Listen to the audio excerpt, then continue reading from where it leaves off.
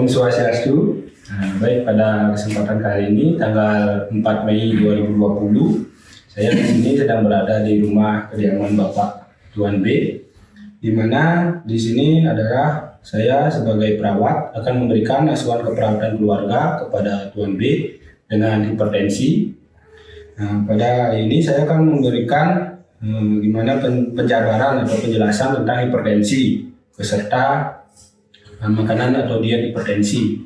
Baik, di sini media yang saya gunakan, saya telah sediakan lembar balik untuk hipertensi. Baik, langsung saja saya akan mulai kepada keluarga Tuan B.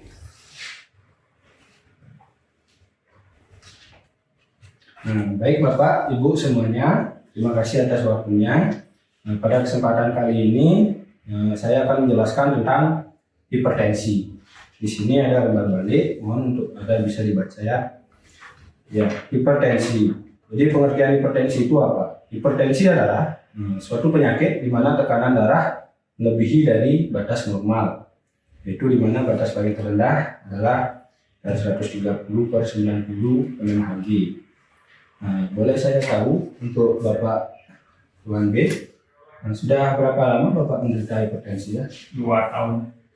Sudah 2 tahun ya. Ya baik.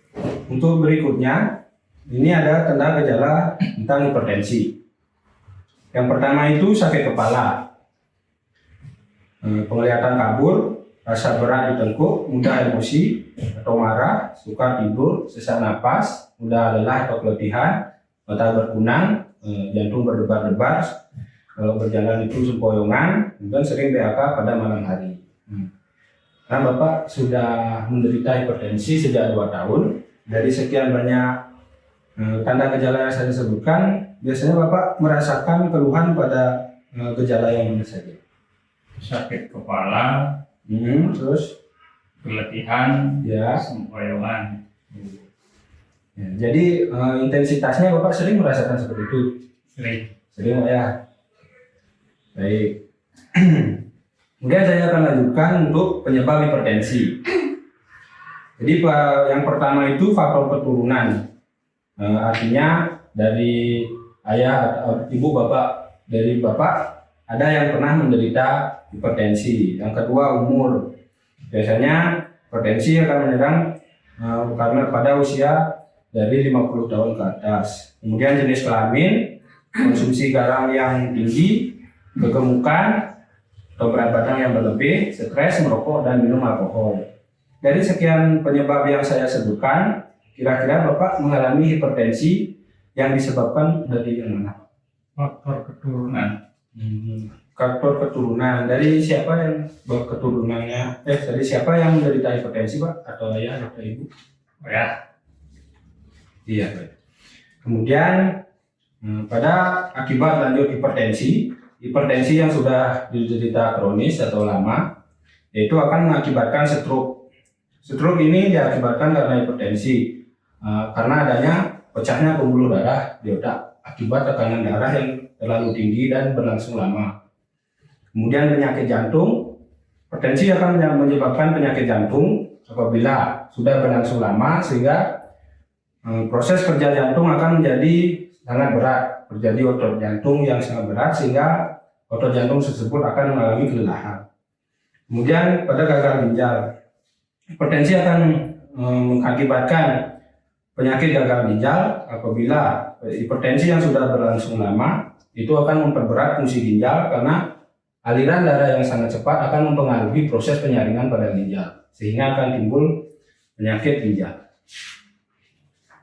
Ya, kemudian untuk semuanya, inilah cara untuk merawat hipertensi ibu, adik, untuk merawat hipertensi yang diderita Bapak. Yang pertama, mengendalikan berat badan yang dimiliki Bapak. Yaitu pertama dengan sering berolahraga Pak ya, jalan kaki atau lari. Kalau berhenti merokok, kalau seandainya Bapak merokok. Kemudian pada pengaturan diet atau makanan, Bapak selama ini apakah makannya diatur apa seenaknya saja? Seenaknya. Biasanya Bapak untuk Makanan hipertensi yang perlu dihindari itu adalah makanan yang garam tinggi, mengandung banyak lemak, seperti sate kambing, gulai kambing. Coba ya, mohon dikurangi dulu. Kemudian rutin periksakan kesehatan Bapak secara teratur ke pelayanan kesehatan. Bisa ke puskesmas atau praktisi kesehatan seperti perawat atau bidan yang ada di desa. Nah, kemudian lingkungan yang baik untuk penderita hipertensi. Lingkungan yang baik untuk penderita hipertensi itu adalah lingkungan yang tenang, jauh dari keributan. Saya lihat dari kondisi rumah sekarang sudah sangat baik untuk lingkungan penderita hipertensi karena jauh dari jalan raya, jauh dari keramaian. Kemudian gunakan tempat tidur yang tidak terlalu tinggi. Ini bertujuan apabila pada saat Bapak malam hari akan bangun. Ini sih pencegahannya untuk risiko jatuh saya ya, untuk meminimalisir terjadinya jatuh. Kemudian usahakan lantai bersih, rata, tidak licin dan basah. Ya, sama juga ini untuk pencegahan risiko jatuhnya ya, apabila nanti dalam tanda gejala yang diakibatkan oleh hipertensi itu mengalami mata berkunang, jalan sempoyongan, ini akan lantai yang tidak rata dan licin ini akan beresiko sekali. Kemudian pasang pegangan pada kamar mandi, memudahkan Bapak saat mandi. Hindari lampu yang redup dan menyilaukan. Gunakan sendal yang beralas karet. Tidak melakukan kegiatan yang dapat meningkatkan emosi atau kemarahan. Nah, kemudian untuk selanjutnya, berikut ini adalah ada jenis obat-obatan tradisional yang bagus digunakan untuk hipertensi. Jadi karena mengkonsumsi obat yang terlalu sering itu juga dapat mempengaruhi fungsi atau kerja ginjal. Ini saya ada beberapa tips untuk obat tradisional yang bisa Bapak atau Ibu manfaatkan untuk mengobati sakitnya Bapak ya. Yang pertama itu buah timun.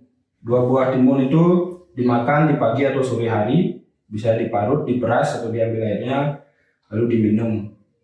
Kemudian yang kedua, 2 buah belimbing dimakan di pagi sore hari, diparut, diperas, diambil airnya lalu diminum. Yang ketiga, 10 lembar daun salam direbus dalam 2 gelas. Direbus terus sampai airnya menjadi 1 gelas, baru dikasih minum ke Bapak pagi atau sore hari. Yang keempat itu ada 10 lembar daun alpukat direbus dalam 2 gelas, terus direbus sampai menjadi 1 gelas, kemudian dikasih Bapak untuk minumnya. Kemudian yang kelima, 1 genggam daun seledri ditumbuk atau boleh di jus pakai blender. Kemudian diberikan minum Bapak di pagi dan sore hari. Nah, karena sekarang pengobatan hipertensi itu harus rajin atau rutin ya, kontrol ke pelayanan kesehatan seperti puskesmas untuk mengetahui perkembangan penyakitnya Bapak dan juga untuk memperoleh obat anti hipertensi. Bagaimana jika tidak sering diajak ke puskesmas, nanti penyakitnya Bapak jadi tidak terkontrol ya. Selama ini apakah Bapak sering ke puskesmas Pak untuk kontrol obat, mengambil obat hipertensi seperti itu? Enggak pernah. Tidak pernah ya. Baik, Bapak sekarang bisa ikuti anjuran dari saya. Sebaiknya Bapak mulai sekarang rutin untuk berobat ke puskesmas atau bisa juga ke pelayanan kesehatan yang lainnya. Ini saya ada beberapa fasilitas yang saya sarankan, yaitu puskesmas, rumah sakit atau dokter praktek.